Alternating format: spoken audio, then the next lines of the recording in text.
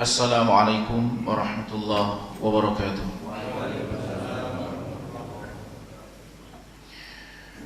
Alhamdulillah alladzi hadana lihadza wa ma kunna linahtadiya laula an hadana Allah. Asyhadu an la ilaha illallah wahdahu la syarika lah wa asyhadu anna Muhammadan 'abduhu wa rasuluh. Allahumma salli wa sallim ala Muhammad wa ala alihi wa ashabihi wa ala kulli man sara ala nahji ila yaumiddin, amma ba'd. Allahumma ij'al jam'ana jam'an marhuma wa tafarruqana min ba'dihi tafarruqan ma'suma wa la taj'al minna wa la ma'ana syaqiyan wa la mahruman wa la matruda. Jamaah sekalian dimuliakan Allah Subhanahu wa taala. Alhamdulillah, di kesempatan pagi hari ini Allah mudahkan kita melaksanakan sholat subuh berjamaah, dan itu adalah bagian dari karunia besar dari Allah Subhanahu wa taala.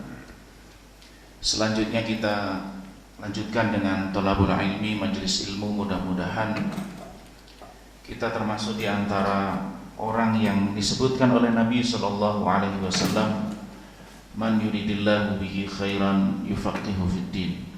Barang siapa yang Allah kehendaki baginya kebaikan, Allah berikan kepadanya kefahaman agama.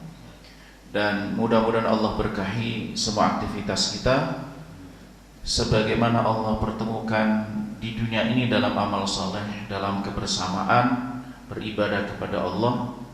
Kelak Allah kumpulkan dan pertemukan kita dengan Rasulullah SAW yang kita cintai, amin ya rabbal alamin. Tema kita pada kesempatan pagi hari ini, jamaah sekalian, tentang musibah, ujian atau hukuman. Jamaah sekalian dimuliakan Allah Subhanahu wa taala, satu peristiwa yang terjadi di muka bumi ini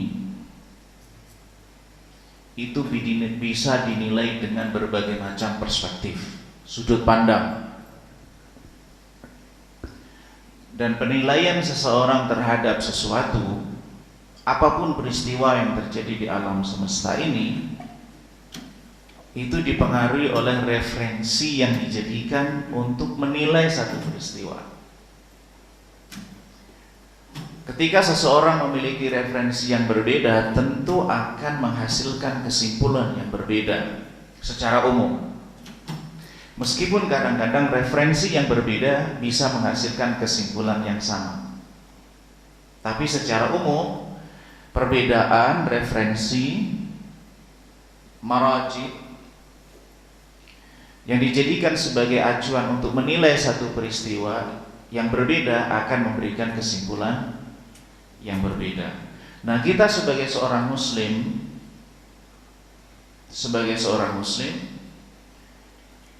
itu ada dua referensi yang bisa dijadikan sebagai acuan, sebagai pegangan untuk menilai yang kemudian mengambil sikap terhadap berbagai macam hal yang terjadi di muka bumi ini.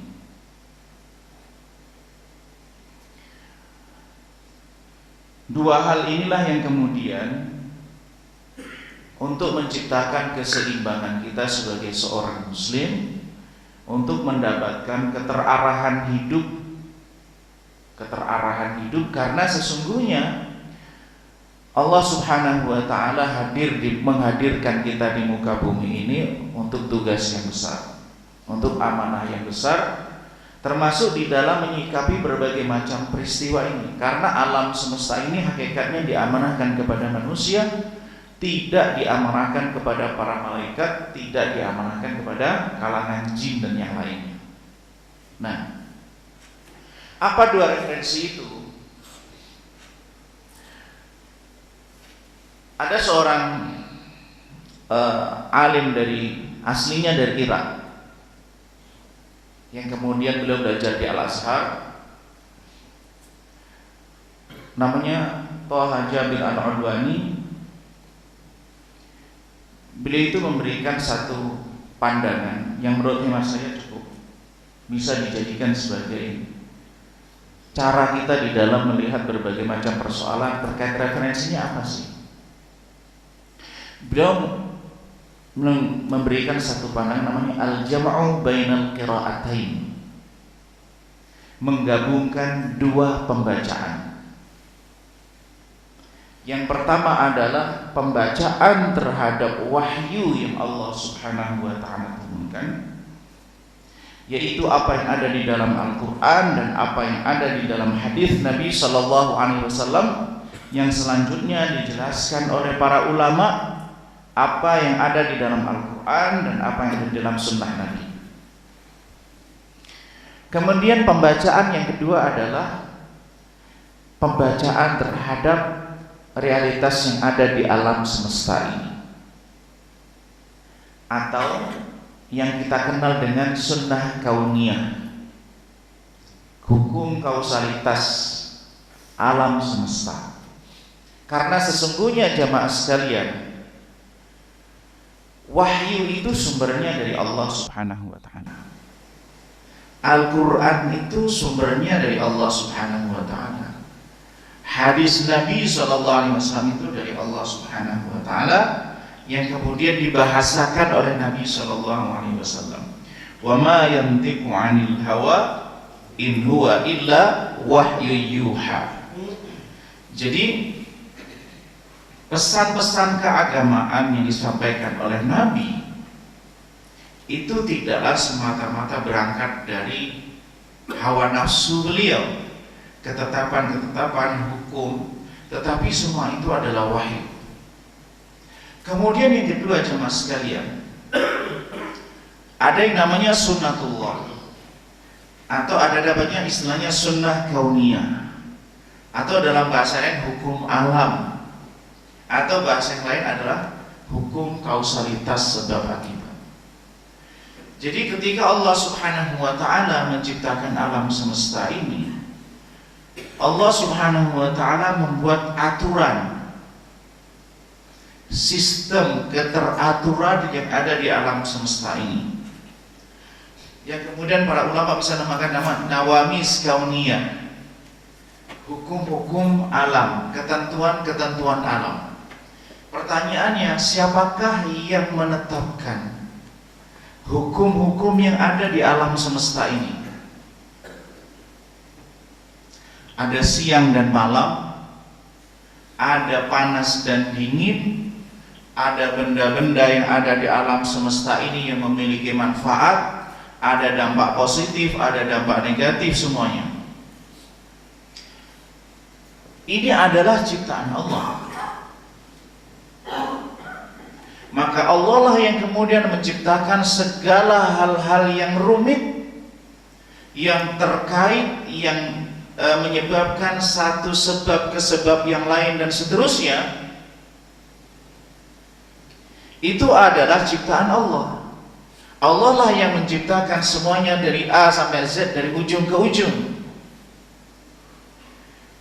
Dan sebenarnya adalah ketika Allah Subhanahu wa taala memberikan pesan-pesan kepada para nabi dan rasul, memberikan amanah manusia untuk mengelola alam semesta ini, berarti ketika Allah Subhanahu wa taala mengatakan wa ma arsalnaka illa rahmatan lil alamin, tidak ada mengutus Muhammad kecuali sebagai rahmat untuk alam semesta ini.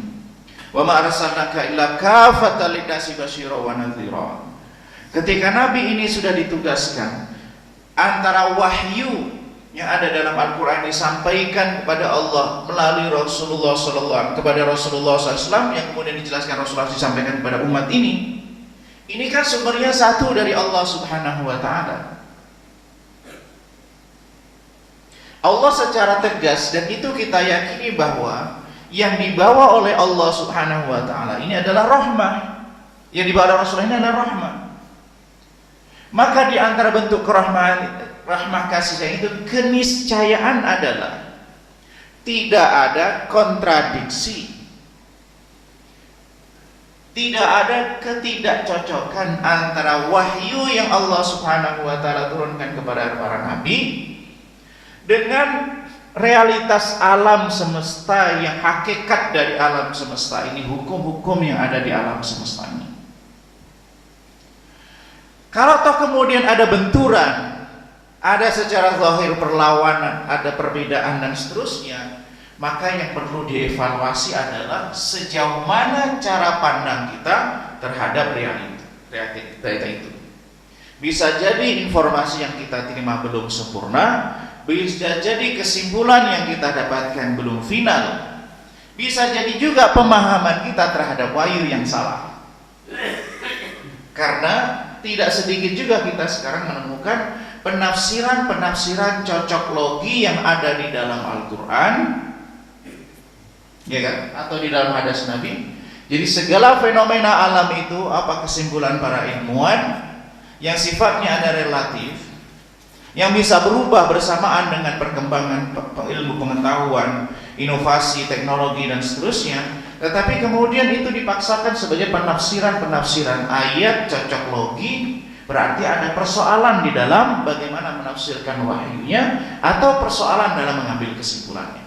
Tetapi satu hal bahwa tidak ada pertentangan antara wahyu yang Allah Subhanahu wa taala turunkan dengan realitas alam yang ada atau hakikat alam semesta ini, karena sumbernya dari Allah Subhanahu wa taala. Nah, jamaah sekalian, bagaimana seorang muslim dalam menyikapi musibah yang terjadi? Apapun musibah itu, baik yang terjadi pada skala individu, skala keluarga, satu wilayah tertentu, atau yang kemanusiaan secara umum, maka ada beberapa pendekatan atau beberapa cara yang bisa kita jadikan sebagai jalan untuk melihat, menyikapi dan mengambil keputusan di dalam ketika terjadi satu peristiwa, satu musibah. Yang pertama adalah peristiwa dan musibah itu dilihat dari sudut imaniyah, dari sudut keyakinan keimanan. Kemudian yang kedua, peristiwa dan musibah itu disikapi berdasarkan ketetapan hukum syariah yang Allah Subhanahu wa taala gariskan dan tetapkan. Kemudian berikutnya adalah sikap yang sifatnya akhlak, nilai-nilai yang bisa kita ambil yang kemudian menjadikan pendekatan akhlak moral sebagai seorang muslim. Nah, jamaah sekalian dengan Allah Subhanahu wa taala,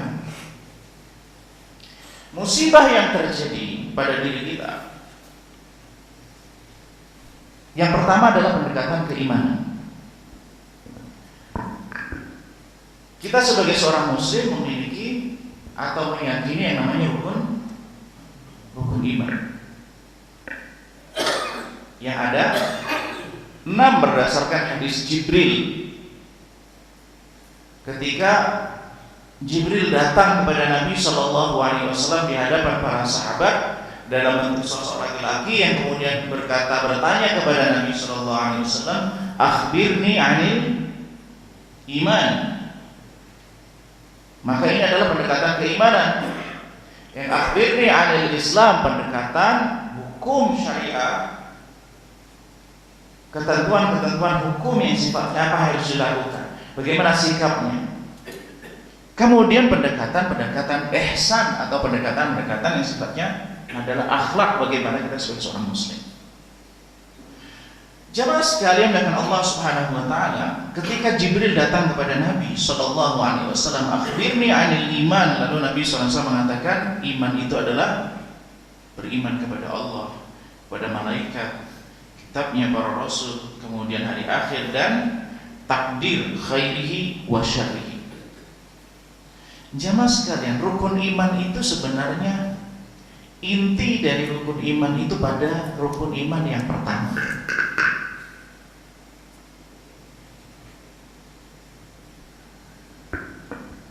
Selama ini kan mungkin rukun iman itu dihafal, tapi rukun iman ini mulai dari yang pertama sampai yang keenam itu bisa kita jadikan sebagai instrumen kita, sebagai bekal kita untuk melihat sebagai macam peristiwa yang terjadi di alam semesta ini. Tapi rukun iman itu sejatinya adalah intinya adalah pada rukun iman yang pertama, kepada Allah Subhanahu wa ta'ala. Bagaimana rukun iman yang kedua, ketiga, keempat, kelima, dan keenam? Itu konteksnya. Karena yang kedua, ketiga, keempat, kelima, dan keenam itu pada hakikatnya adalah rukun iman yang tidak lepas dengan yang pertama. Bagaimana maksudnya? Bahwa ketika kita beriman kepada Allah Subhanahu wa ta'ala. Yang kedua, kenapa beriman kepada para malaikat? Kita mengimani tentang adanya malaikat.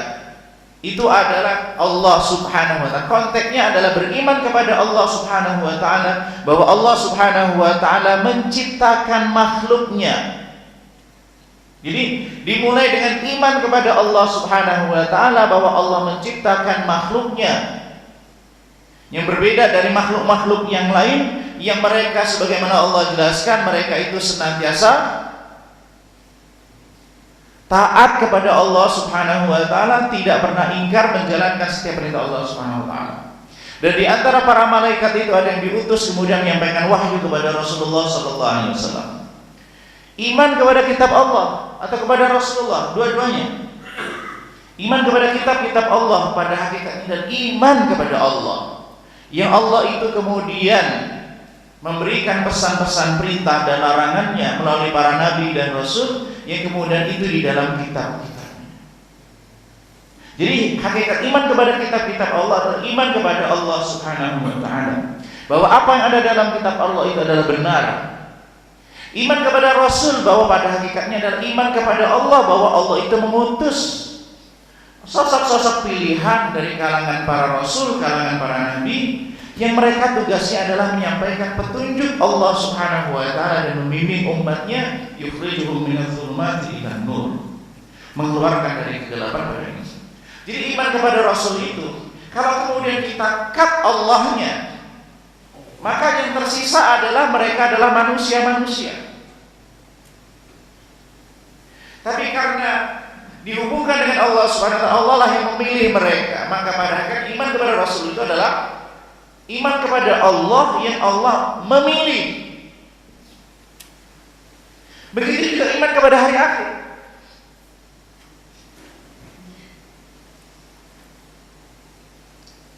Iman pada hari ini tidak bisa diputus dengan iman kepada Allah.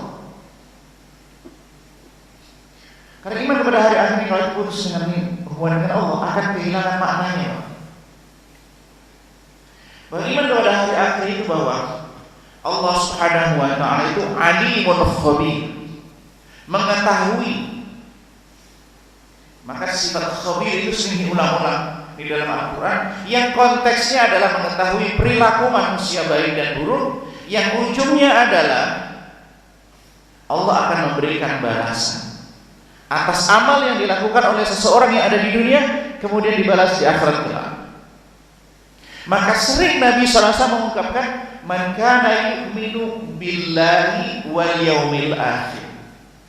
Kenapa tidak disebutkan birusulihi wa kutubihi wa bil qadari, tapi langsung memilih konteksnya adalah man kana yu'minu billahi wal yaumil akhir, beriman kepada Allah dan hari akhir, falyakul khairan aw yasmut, mengatakan perkataan yang baik atau diam, fala yudhijaru, tidak menyakiti tetangganya, kemudian juga falyukrim dhaifahu, dan seterusnya.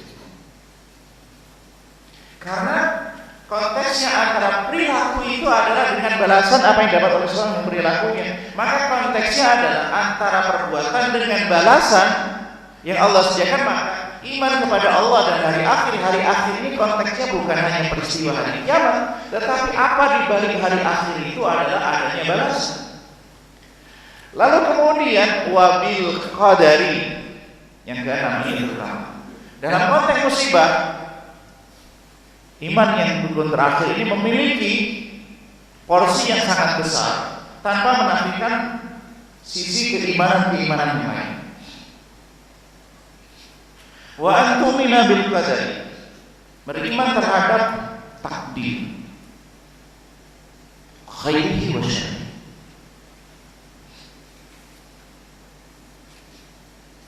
baik takdir itu baik atau buruk. Baik ini maksudnya bukan yang dinisbatkan kepada Allah, karena hakikat takdir itu adalah baik. Tetapi khairi wa syarri itu adalah manusia itu menilainya baik atau buruk. Maka kalau kita ingin memahami bicara tentang takdir, hakikatnya berbicara tentang Allah. Maksudnya bagaimana? Takdir itu adalah kebijakan Allah. Takdir itu adalah ketetapan Allah. Takdir itu bukan ketetapan manusia. Maka kalau kita bicara takdir berangkatnya dari perspektif dari berangkatnya dari manusia, itu salah pintu masuk. Maka kalau kita ingin membahas takdir, maka pintu masuknya adalah tentang keimanan kepada Allah dan bagaimana Allah Subhanahu wa taala menetapkan segala hal yang terkait dengan makhluk-makhluknya, itulah takdir. Tapi bagaimana manusia berinteraksi dengan segala macam ketetapan Allah, baik yang sampai oleh akalnya maupun tidak sampai, itulah yang kemudian dinamakan perilaku manusia. Yang konteksnya ada sebab akibat. Maka kita kalau bicara tentang manusianya, itu ada pintunya. Kalau kita bicara tentang Allah, itu ada pintunya. Maka takdir itu pintunya adalah melalui pintu keimanan kepada Allah. Karena hakikat takdir itu adalah beriman kepada Allah. Hakikat beriman kepada takdir, beriman kepada Allah, bahwa apa yang Allah kehendaki itu pasti terjadi, yang tidak Allah kehendaki tidak akan terjadi. Apa yang Allah kehendaki yang terjadi itulah takdir. Jadi manusia baru bisa menilai itu suatu takdir. Itu manusia baru bisa menilai itu suatu takdir ketika peristiwa itu terjadi. Tetapi ketika peristiwa itu belum terjadi bagi manusia, maka masih misteri bagi manusia. Maka yang terpenting bagi manusia itu adalah bagaimana dia bersikap, bertindak dan perilaku sebagaimana yang Allah perintahkan. Maka jemaah sekalian, di Al-Quran itu ada ayat-ayat yang sifatnya petunjuk dalam konteks perintah dan larangan. Lakukan begini, jangan lakukan begini. Ini yang harus kamu lakukan, ini yang harus diyakini, ini yang boleh, ini tidak boleh. Tapi di dalam Al-Quran ada yang namanya khitab qadari. Begitu juga hadis Nabi SAW. Pesan-pesan yang berhubungan dengan takdir. Kita tidak diminta intervensi terhadap takdir. Misalnya, mohon maaf ya, hari kiamat itu akan terjadi. Itu tentang takdir. Maka ketika Nabi Shallallahu Alaihi Wasallam, ada seorang sahabat bertanya kepada Nabi Shallallahu Alaihi Wasallam,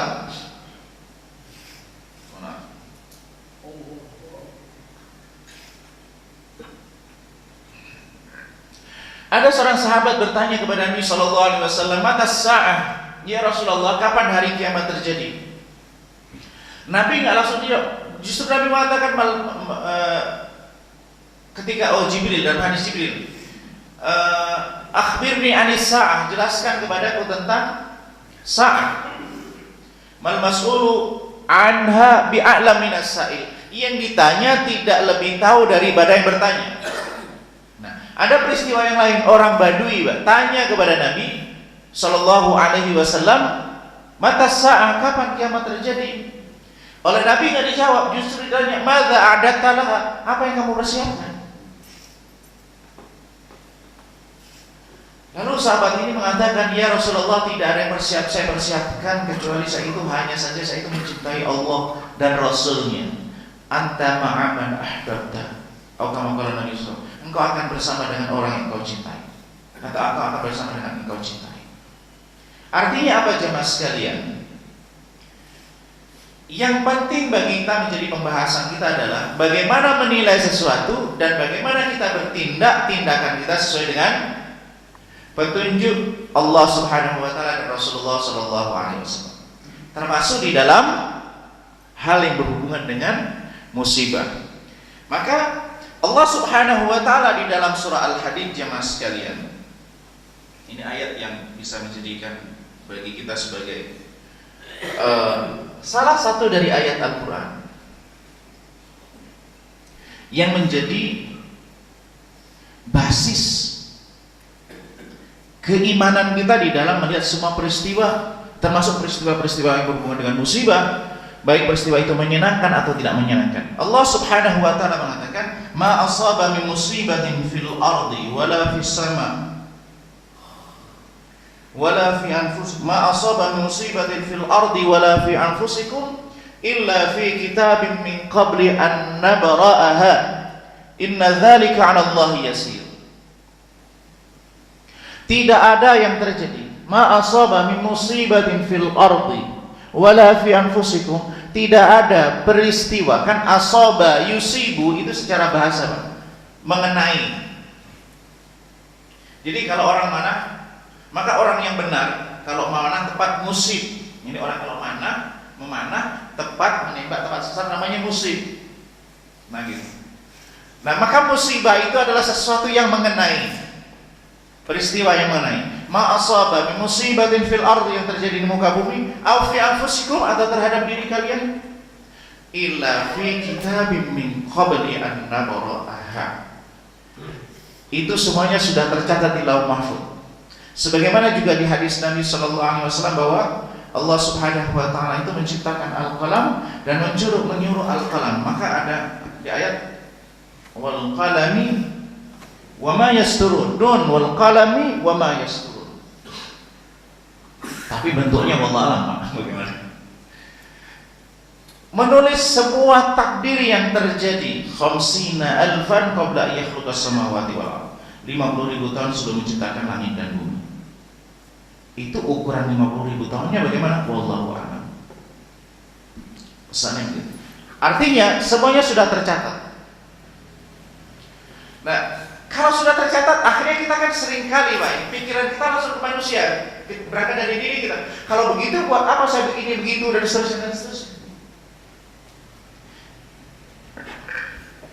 Kita tidak diperintahkan untuk itu dan tidak diperintahkan mikirkan itu. Karena kembali lagi kalau kita bertanya tentang hal itu kembalikan bahwa apa yang Allah tetapkan akan terjadi, yang tidak Allah tetapkan tidak akan terjadi. Apa yang Allah kehendaki akan terjadi dan apa yang tidak kehendaki terjadi. Allah mengetahui apa yang akan terjadi, sedang terjadi dan telah terjadi. Jadi kalau misalnya ada orang takdirnya begini lalu berdoa lalu berubah, itu sudah tercatat. Bahwa dia akan begini, dia akan berdoa dan akan menjadi begini, semuanya tercatat. Maka kalau Allah Subhanahu wa taala menetapkan takdir bagi seseorang, maka Allah tetapkan juga jalan menuju takdir itu. Ini basis pertama kali. Maka semuanya sudah tercatat.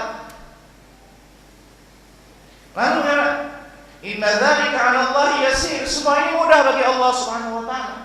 Bagi kita karena keterbatasan pengetahuan, maka kita terbatas untuk mencatat, memikirkan, bahkan memikirkan saja sulit. Kenapa basis ini, informasi ini disampaikan? Nah, Allah Subhanahu wa taala menjelaskan, "Likai la ta'sau 'ala ma fatakum wa la tafrahu bima atakum." Agar kalian itu tidak berputus asa kalau kemudian kehilangan sesuatu, tapi juga tidak bergembira berlebihan kalau mendapatkan sesuatu. Artinya sebenarnya Allah SWT itu menginformasikan ini agar kita tetap berada dalam kondisi yang stabil. Kalau kehilangan, jangan kemudian down, sedih, oke, sedih. Nabi SAW menangis ketika kehilangan putranya. Sampai sahabat itu kaget. Kok beliau menangis? Karena menangis bagi laki-laki di masa Arab adalah aib. itu adalah kelemahan, itu adalah kebiasaan wanita. Maka kaget orang. Kenapa orang kaget pada waktu itu? Ya karena itu gak biasa. Tapi Nabi SAW menunjukkan hal itu. Bahkan ada orang Badui itu kaget lihat Nabi mencium anaknya. Karena kebiasaan pada waktu itu gak biasa sebagian kalangan. Nah, ketika Nabi sedih itu biasa. Itu fitrah, itu manusia. Tetapi ketika kehilangan, jangan sampai kemudian kehilangan arah. Tapi begitu dapat sesuatu, jangan lalu kemudian sombong bahwa seakan-akan seperti koron itu. Ini semuanya karena kehilangan diri. Maka ini yang menjadi pegangan bagi kita sebagai seorang muslim. Apapun yang terjadi, bahwa itu semua tercatat ketetapan Allah Subhanahu wa taala. Maka ini menjadi pondasi husnuzan kepada Allah Subhanahu wa taala. Nah, jamaah sekalian, ini bahasa terakhir. Dan di antaranya juga jemaah sekalian bahwa keimanan ini ada hubungannya dengan keimanan terhadap kitab Allah dan Rasulullah dalam menyikapi peristiwa ini. Bagaimana? Di Al-Quran itu disebutkan tentang sunnatullah. Di Al-Quran itu disebutkan tentang sunnatullah. Di Al-Quran itu disebutkan tentang bagaimana Allah Subhanahu wa taala. Apa yang dimaksud dengan sunnatullah? Karena kita yakin Al-Quran adalah kitab dari Allah Subhanahu wa taala yang disampaikan oleh Nabi sallallahu alaihi wasallam. Al-Quran itu dari awal sampai akhir adalah benar. Tidak ada keraguan. Termasuk informasi yang ada di dalam Al-Quran. Nah, di antara informasi yang ada di dalam Al-Quran itu adalah informasi yang terkait dengan sunnatullah. Apa itu sunnatullah? Saya Yusuf Al-Qaradawi itu mengatakan bahwa yang dimaksud dengan sunnatullah itu adalah nizam, aturan, sistem yang Allah Subhanahu wa taala berlakukan di alam semesta ini, yang bersifat umum, berlaku secara umum dan tetap. Hanya saja di sifatnya, kalau saya subhanallah itu di sifatnya di dunia. Kalau ada lagi pandangan ulama namanya Syekh Abdul Karim Zaidah, itu berlaku di dunia dan akhirat. Maka di Al-Quran kita sebutkan walan tajida li sunnatillahi tabdila, dan engkau tidak akan menemukan perubahan pada ketetapan Allah, pada sunnatullah. Ayat ini disebutkan di surah Al-Fatah, disebutkan juga di surah Al-Ahzab. Kalau disebut di surah Al-Fatah ini menyebutkan tentang pertolongan Allah bagi orang-orang yang beriman. Kemudian di surah Al-Ahzab tentang kekalahan, azab, hukuman terhadap orang-orang munafik, orang-orang yang tidak beriman. Berarti sunnatullah itu berlaku bagi orang yang beriman dengan segala macam ketetapan mereka ketika beriman, taat kepada Allah. Dan juga sunnatullah berlaku pada orang-orang yang tidak taat kepada Allah dengan segala macam konsekuensinya. Di antara sunnatullah itu, ada banyak sunnatullah sebutkan. Di antara sunnatullah itu adalah kerusakan itu terjadi karena bima kasabat aydin nas, karena perbuatan manusia.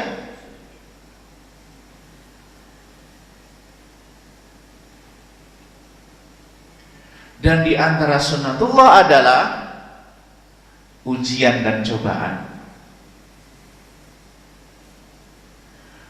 Ayat yang sudah sangat saya rasa kita semuanya hafal, walanabluwannakum bisyai'im minal khawfi wal ju'i wa naqsim minal amwali wal anfusi wath thamarat wa basyiris sabirin. Niscaya kami akan menguji. Itu sunnatullah. Walanabluwannakum bisyai'. Kata bisyai' itu kalau di dalam bahasa Arab artinya dengan sedikit, tidak keseluruhan. Bisyai'in minal khauf, dengan adanya rasa takut.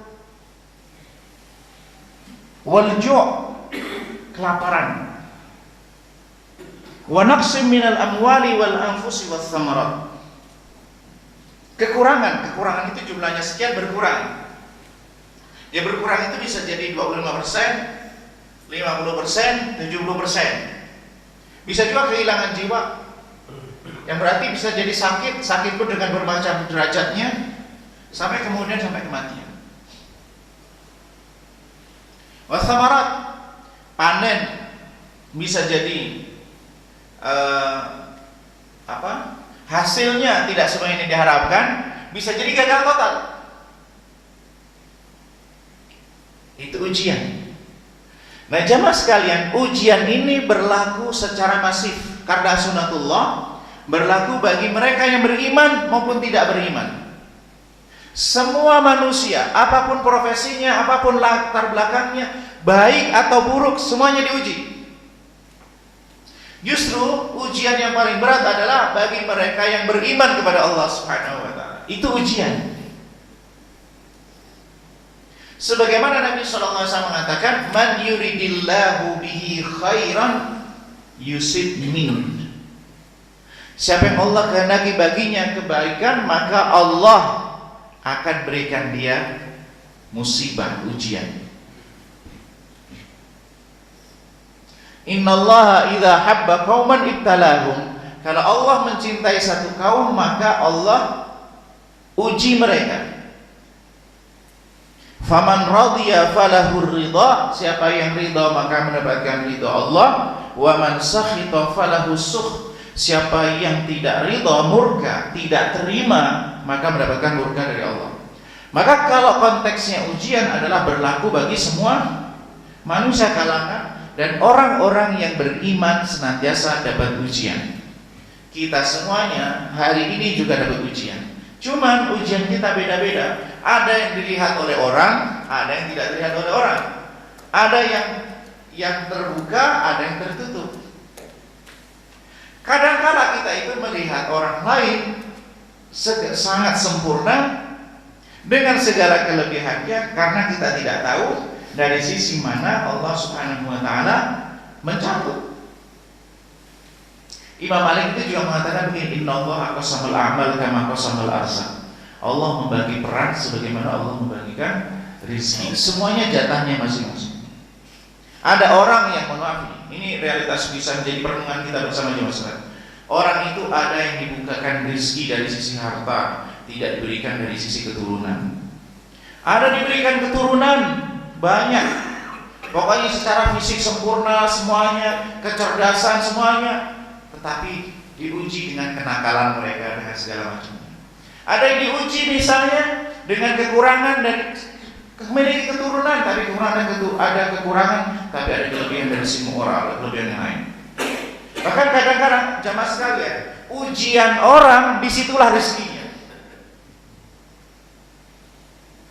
Ujian orang disitulah rezekinya. Dari mana Pak? Ini di luar konteks. Ini Pak, di konteks bagaimana tinjauan fikih tentang pelawak Pak. Pelawak itu dapat duit gara-gara kadang-kadang wajahnya, orang udah datang aja lihat wajahnya orang udah tertawa. Tapi dari situlah kemudian didapat. Ya. Dan kadang-kadang jamaah sekalian, ketampanan kesempurnaan fisik seseorang, ujian musibahnya dari situ. Karena karirnya gampang, mudahnya segala urusan dan selamanya, dari situlah kemudian di saat dia di puncak jatuh sejatuh-jatuhnya dan sesakit-sakitnya.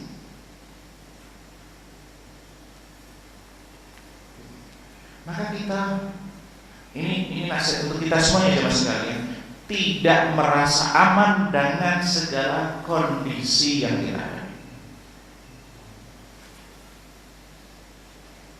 Dan kita tidak boleh merendahkan memandang orang lain. Kenapa? Dia diuji dengan hal itu. Jangan sampai kita juga diuji dengan hal itu gara-gara kita merendahkan orang lain. Khawatirnya adalah kalau kita merendahkan orang lain, tiba suatu waktu kita diuji dengan hal itu dan kita belum tentu kuat. Bahaya gitu Pak. Maka hati itu dibolak-balikan dalam melihat suatu kondisi. Ada orang jamaah sekalian, Dia dari sisi kekurangan harta, tapi kesehatannya prima, maka ada orang mengatakan dia mau beli ini nggak bisa, mau bikin ini nggak bisa, tapi dia bisa makan segalanya. Ada orang dia kecukupan harta, mau makan jenis apa bisa membeli, tapi ternyata oleh Allah dicabut. Kamu nggak boleh makan daging. Akhirnya, atau daging tertentu lah misalnya, karena ada kondisi tertentu dalam fisiknya, mau dia hartanya cukup banyak, dia nggak bisa makan itu. Artinya sebagian dari rizki dia sudah dicabut oleh Allah SWT, dan itu ujian. Nah, ujian manusia macam-macam. Dan itu berlaku mereka yang beriman maupun tidak beriman. Bahkan ujian itu juga dalam kemudahan, sebagaimana Allah tegaskan, wa nabluukum bisyarri wal khairi fitnah. Kami uji kalian dengan sesuatu yang buruk. Yang buruk itu apa? Ya peperangan, ya kemiskinan, ya kelaparan, sakit dan seterusnya. Wal khairi, kebaikan, Pak. Kebaikan itu juga ujian. Jadi gini, nggak tahu ini udah saya sampaikan di sini atau belum. Kadang-kala jamaah sekalian kita itu gampang silau dengan orang lain. Ya mungkin karena kita manusia. Ya ujian itu juga kepada Nabiullah Adam kan. Jadi begini, orang itu, saya ingin berikan ilustrasi. Ini ilustrasi saja, Pak. Ada orang yang diberikan rezekinya, jatahnya ada 2 orang, Pak. Diberikan jatah rezekinya, sama-sama misalnya angkanya 1 miliar. Terserah mau dibuat angka berapa, tapi ini penyederhanaan saja. Satu orang itu rezeki itu disalurkan dalam kurun waktu 30 tahun. Satu orang disalurkan 80 tahun. Rezekinya sama, Pak. Kalau suruh pilih mana? Kalau bisa pilih mana? Jadi angkanya sama, tapi penyalurannya ada yang penyalurannya dalam tempo 30 tahun, ada yang penyalurannya dalam tempo 80 tahun. Pilih mana, Pak? Hah? Jadi kadang-kadang kita kalau melihat hal-hal itu, kadang-kadang kita harus melihat bagaimana apa yang terjadi di sekitar kita, itu pelajaran. Ini bukan berarti ya udahlah saya santai-santai saja biar rezeki saya dicicilnya lebih banyak. Bukan begitu. Tetapi maksudnya dalam konteks yaitu untuk menjaga hati kita agar membentengi hati dan pikiran kita agar tidak silau dengan apa yang Allah berikan kepada orang lain, karena apa yang diberikan oleh orang lain itu ada kebaikan di sisi itu, tapi juga ada sesuatu yang ditarik dari orang itu, diuji dengan sisi yang lain. Ini di dalam namanya ujian. Nah, kemudian bagaimana dengan hukuman? Ini sebelum kita melihat fenomena ya, agar kita membandingkan mana ujian, mana hukuman. Jamaah sekalian, setiap perilaku yang dilakukan oleh seseorang, baik atau buruk, itu ada konsekuensi akhiratnya. فَمَنْ يَعْمَلْ مِثْقَالَ ذَرَّةٍ خَيْرًا يَرَهُ وَمَنْ يَعْمَلْ مِثْقَالَ ذَرَّةٍ شَرًّا يَرَهُ. Melakukan kebaikan sekecil apapun akan dibalas di akhirat, akan mendapatkan balasan. Ayat ini tidak berbicara tentang ukuran balasannya bagaimana, tetapi bicara tentang ukuran perbuatan di dunianya yang berdampak pada akhirat.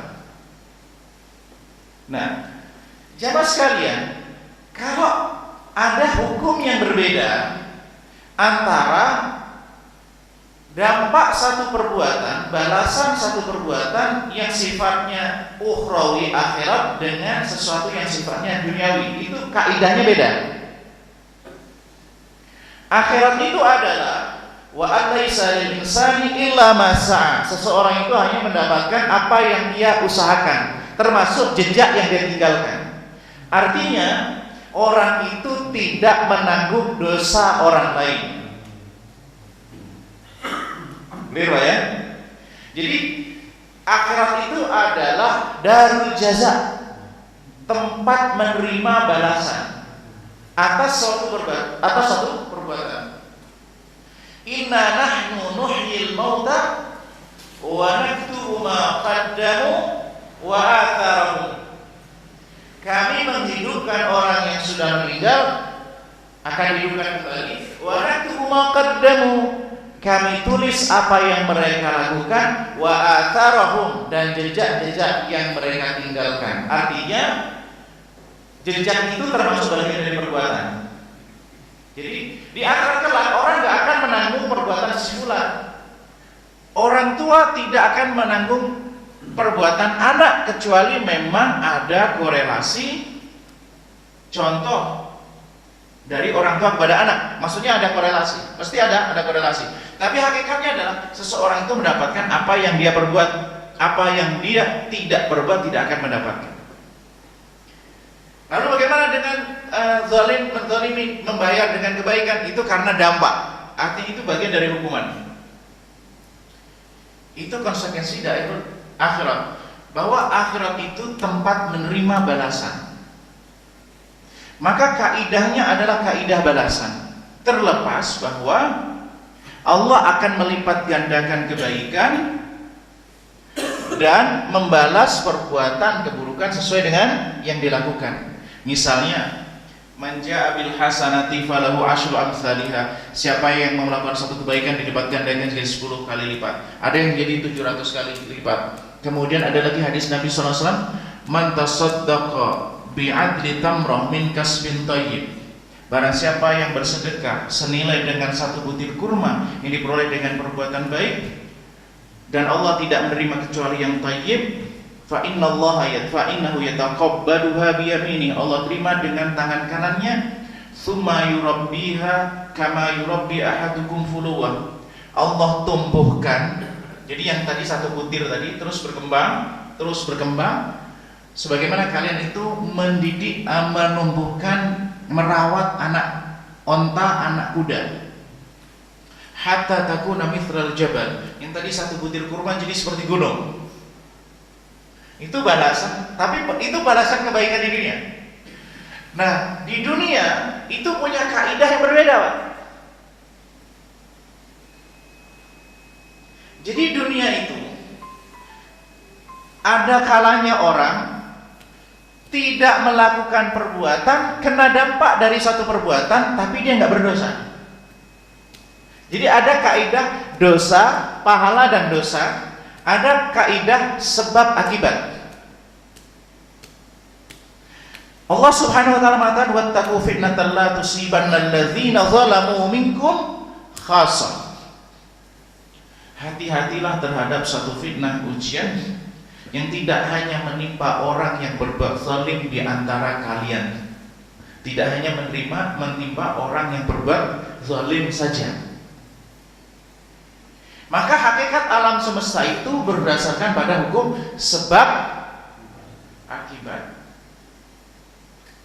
Kalau sesuatu terjadi maka berdampak pada yang lainnya. Misalnya ada saluran tersumbat, maka air tidak bisa mengalir, maka menjadikan luapan air. Itu sunnatullah, itu udah kaidah. Mau yang melakukan itu muslim maupun non muslim yang terjadi. Perbuatan zalim akan berdampak buruk. Melakukannya muslim, ada nggak muslim yang zalim, Pak? Ada.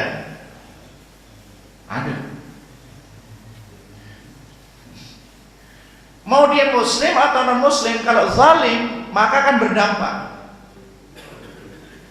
Mau muslim atau misalnya non muslim menjaga kebersihan, keteraturan akan berdampak pada keteraturan.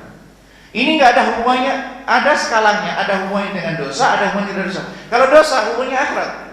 Ini orang zalim, balasan kezalimannya, konteks dosa dan pahala itu di akhirat. Orang mengambil harta orang lain, konteks pahala dan dosanya itu di akhirat. Tapi konteks dampak dari perbuatannya akan muncul di dunia. Itu sebab akibatnya. Jadi harus kita bedakan antara perbuatan itu konsekuensi pahala dan dosa, konsekuensi sebab akibat. Itu harus dua wilayah yang kita bedakan. Kalau pahala dan dosa itu konsekuensinya akhirat. Kalau sebab dan akibat, apapun yang dilakukan oleh muslim maupun non-muslim, apapun yang perbuatan akan berdampak. Itu sunatullah. Nah, iqab, ada namanya iqab, hukuman. Itu berlaku bagi muslim dan non-muslim. Bedanya adalah bagi seorang muslim itu ketika dia melakukan satu perbuatan yang melanggar lalu dihukum di dunia, hukuman itu menjadi pengurang dan penggugur dosa di akhirat. Sebagaimana Nabi Shallallahu Alaihi Wasallam menegaskan ayat beberapa hadis. Diriwayatkan oleh Anas radhiyallahu taala anhu bahwa Nabi Shallallahu Alaihi Wasallam mengatakan, "Idza aradallahu bi'abdihi khairan." Kalau Allah menginginkan kebaikan bagi hambanya, ajjalahu al-'uqubah fid dunya. Allah segerakan hukuman di dunia. Nah, hukuman itu pasti ada hubungannya dengan pelanggaran. Kalau ujian tidak selalu ada hubungan dengan pelanggaran. Bahkan orang yang terbaik diuji. Tapi kalau hukuman itu berhubungan dengan pelanggaran. Kalau seorang muslim misalnya melakukan pelanggaran, perbuatan dosa, perbuatan yang terlarang, nggak ada hubungannya dengan publik, tapi hubungannya dengan diri sendiri, hukumannya akan berhubungan dengan dirinya sendiri. Tapi kalau kemudian ada orang melakukan satu perbuatan yang itu ada hubungannya dengan publik, maka hukuman bagi dirinya, tapi bisa jadi itu ujian bagi yang lain. Karena yang lain dia nggak melakukan tapi kena dampak. Nah, ketika orang diuji dengan satu kesulitan sebagai dampak perbuatan keburukan orang lain yang berdampak pada dirinya, sebagai ujian bagi dirinya, maka berlaku pada hadis Nabi Shallallahu Alaihi Wasallam, "Ma yusibul muslim min nasabin wala wasabin wala hammin wala huznin wala adza wala gham illa kafarallahu biha min khataya." Tidaklah suatu peristiwa itu menimpa pada seorang muslim yang berupa nasab, sesuatu yang sakit, wasab, sesuatu yang melelahkan, wala ham, gundah pikiran, gundah gulana, wala huzn, duka, atau yang menyakitkan, hatta syaukah, sampai di situ, hatta syaukati yushakuha, sampai duri yang mengenai dirinya, itu illa kafarallahu biha min khataya, niscaya akan menjadi sebab ampunan bagi dosanya. Maka jamaah sekalian, kalau ada orang baik-baik nggak melakukan dosa, evaluasi. Kalau ada peristiwa apa tugasnya? Evaluasi diri. Ini ukubah atau ini ujian? Kalau dia melakukan satu pelanggaran, satu perbuatan, lalu kemudian ada dampak terhadap dirinya, ini teguran, hukuman. Dan itu bisa menjadi pengurang dia. Maka sebenarnya Nabi Shallallahu Alaihi Wasallam, maka wa idza arada bi 'abdi syarra amsaka 'anhu bi dzambi. Kalau kemudian ingin keburukan, maka nanti urusannya penyelesaian di akhirat. Tapi kalau kemudian dia atas perbuatan berdampak langsung terhadap dirinya dan itu membuat sesuatu yang buruk, maka itu menjadi pengurang. Tapi bagi orang yang lain yang terkena dampak, itu ujian. Saya nggak ngapa-ngapa kok kemudian kena dampak. Saya selama ini nggak pernah melakukan sesuatu, tapi kalau kemudian ada satu perbuatan dari orang lain berdampak, yaitu ujian. Yang dibalik ujian itu adalah penggugur dosa. Begitu. Lalu bagaimana? Mohon maaf nih, penggundulan hutan itu ujian atau hukuman? Kalau hukuman itu ada hubungan dengan pelaku, Pak. Yang terkena itu pelaku atau bukan? Pertanyaannya, pelakunya di Jakarta atau di sana? Nah, hubungannya begitu, Pak. Agar kita tidak terlalu gampang juga menilai orang, ini hukuman karena bunuh begini. Hati-hati untuk menilai hal itu. Kenapa? Kalau yang misalnya penambangan terus kan rata-rata yang melakukan di kota-kota besar, Pak. Kalau itu hukuman, seharusnya hukuman itu berhubungan dengan pelaku. Nah, ini pelakunya aman-aman secara zahir ya. Pelakunya kan aman-aman nah ini misalnya. Oh, berarti bagaimana ini? Bagi mereka saudara-saudara kita itu secara zahir ujian bagi mereka. Lalu bagaimana kalau pelakunya Allah menghukum? Hukuman tidak selalu relate dengan perbuatan. Nggak selalu berhubung. Misalnya gini, mohon maaf, dia korupsi ya, dia mengambil harta orang lain. Hukumannya apa? Anaknya bermasalah. Itu baru hukuman. Jadi yang relate kalau hukuman perbuatan dengan pelaku. Kalau antara peristiwa dengan orang yang tertimpa nggak ada hubungan, berarti ujian. Gitu.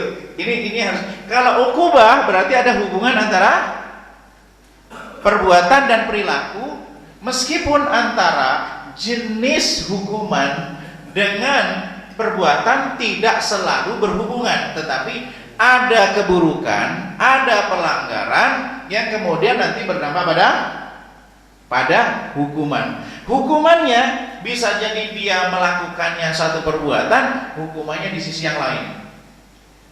Dia melakukan misalnya menzalimi orang lain, merampas hak orang lain, hukumannya adalah datangnya penyakit. Tapi bagi seorang muslim, ketika dihukum dengan datang penyakit ini menjadi penggugur, mengurangi.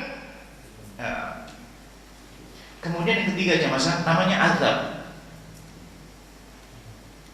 Ini lain lagi. Secara umum, azab itu akan turun kalau kita dalam Al-Quran. Kalau ukubah itu bisa personal. Kalau azab itu terjadi pada dosa-dosa besar dan berlaku masif perbuatannya dan menimpa pelaku secara umum. Lalu bagaimana kalau ada dan sifatnya adalah fatal? Kalau ukubah itu hukuman personal dengan level tertentu. Kalau azab misalnya terjadi pada kaum Lut, yaitu bisa dikatakan ukubah, bisa dikatakan azab, tetapi itu juga azab, dibinasakan. Sebagaimana kaum yang berhubungan dengan para nabi yang kita baca dalam sejarah, yang mereka mendustakan ayat Allah, yang mereka mengingkari, menyakiti para nabi. Jadi kalau azab kita lihat yang turun di dunia, itu berangkat dari kezaliman yang sangat fatal, yang berlaku secara masif, pengingkaran terhadap Allah, yang kemudian menimpa juga pada secara masif, yang kemudian rata-rata azab itu adalah finalnya adalah kebinasaan. Tapi kalau hukuman tidak sampai pada binasa. Maka ini jamaah sekalian Allah SWT gambaran tentang apakah itu ujian, ataukah itu hukuman, ataukah itu adalah azab, dan bagaimana dengan konsep kalau balasan di akhirat. Itu sesuatu yang ini harus kita bisa memanfaatkannya. Mudah-mudahan bisa memberikan gambaran pada kita cara melihat suatu persoalan. Tetapi bagi seorang muslim senantiasa kita memuhasabah diri. Nah ini sikap syariatnya bagaimana? Ya kalau saudara kita kena musibah, syariatnya adalah saling membantu. Kalau ada kesulitan, ditolong. Kita tanpa harus menghukumi ini dia kena hukuman atau kena dampak ujian atau apa. Itu sikap seorang muslim. Kalau ada orang muslim sedang kesulitan, dia bantu. Membantu muslim yang kesulitan meskipun dia itu pernah dihukum oleh Allah Taala, ya bagi yang membantunya adalah tetap berpahala. Kalau ada saudara kena musibah lalu kita menolong, maka itu menjadi sebab pahala bagi kita. Memberikan kemudahan kepada orang yang kesulitan, maka akan menjadi sarana kita mendapatkan kemudahan di akhirat kelak. Hadis Nabi SAW, sakit orang muslim itu seperti satu tubuh. Satu terkena musibah, satu terkena sakit, yang lainnya kena dampak. Akhlaknya bagaimana? Mengatakan kata-kata yang baik. Saudaranya sedang diuji, dikatakan dia kena hukuman, dia kena azab dan seterusnya. Nah itu sangat tidak mengenakan di hati saudara kita sesama muslim. Wallahu a'lam bishawab. Mungkin ini dapat saya sampaikan. Mudah-mudahan bisa menjadi gambaran bagi kita semuanya, dan mudah-mudahan Allah Subhanahu wa taala senantiasa membimbing kita dalam setiap langkah kita sehingga kita dapat mendapatkan kebaikan di dunia dan akhirat. Amin amin ya rabbal alamin. Saya rasa ini cukup. Ada pertanyaan? Saya silakan. Cukup. Silakan.